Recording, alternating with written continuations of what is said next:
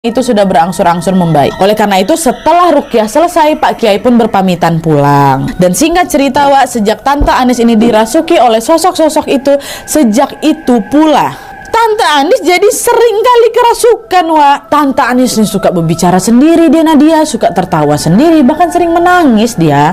Menangis tanpa sebab, menangis sendiri, tiba-tiba nangis dia. Dan kejadian ini pun terus berlangsung hingga orang tua Salsa yang tadinya merantau di Singapura memutuskan untuk balik kampung ke Tanjung Pinang. Pihak keluarga juga berikhtiar mengobati Tante Anis dengan mendatangi berbagai macam pengobatan medis maupun juga alternatif. Tapi sayangnya, Wak, semua upaya itu belum membuahkan hasil sama sekali.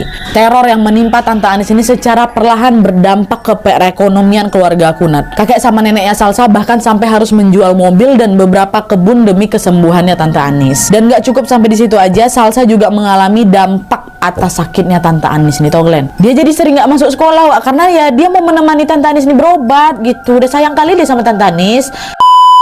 Penderitaannya Tante Anis ini nggak berlangsung bentar, Wak, bertahun-tahun, sampai 2 tahun kemudian nih, ada seorang tamu khusus dari daerah Buton bernama Pak Salman, Wak. Nah, beliau ini merupakan orang pintar yang juga cukup terkenal dalam membereskan hal-hal goib. Kehadiran Pak Salman pun disambut dengan baik oleh keluarganya Tante Anis. Kakek dan nenek pun langsunglah menceritakan awal mula kenapa Tante Anis ini sakit hingga kisah pengobatannya yang tidak kunjung membuahkan hasil. Mendengar hal itu, Pak Salman pun langsung merasa iba dan berniat untuk menyembuhkan Tante Anis. Pada saat itu juga Pak Salman langsung meminta diambilkan sebuah baskom berisi air serta 1 keping koin uang logam. Kemudian Pak Salman pun langsung memasukkan koin tersebut ke dalam baskom dari kan plung. Dan di situ beliau juga berkata bahwa koin itu akan menunjukkan lokasi di mana pusat gangguan terhadap Tante Anis ini berasal. Dicemplungkan kan, tung gitu. Tak kayak gimana lah caranya, Wak, ya, tapi yang jelas pada saat itu mereka pun berkeliling rumah ini sambil mencari lokasi yang dimaksud. Pada saat memasuki kamarnya Tante Anis, Wak, Pak Salman tiba-tiba berhenti dan tangannya Pak Salman ini langsung menunjuk ke atas lemari seolah mengisyaratkan ada sesuatu di dalam sana. Dibawa kan, masuk kamar.